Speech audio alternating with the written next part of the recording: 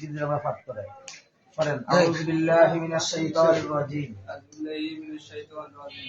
বিসমিল্লাহির রহমানির রহিম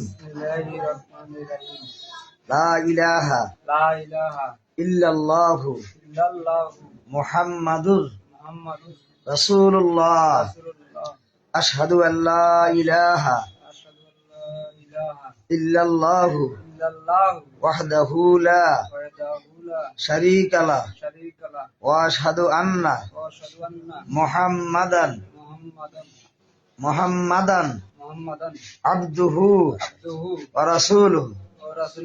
আমি সাক্ষ্য দিতেছি যে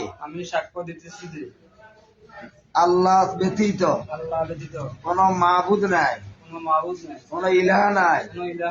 সকল ইবাদত বন্দেগীর উপাসনার মালিক একমাত্র আল্লাহ। আমি আরো সাক্ষ্য দিচ্ছি হযরত মুহাম্মদ সাল্লাল্লাহু আলাইহি ওয়াসাল্লাম আল্লাহর প্রেরিত বান্দা বা রাসূল। আল্লাহ তুমি আমার এই আকীদা বিশ্বাস ঈমানকে কবুল করো। ঈমানকে কবুল করো।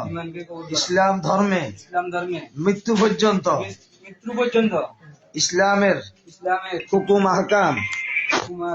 হুকুম আহকাম বিধি বিধান মেনে চলার তৌফিক দান করো। আমিন।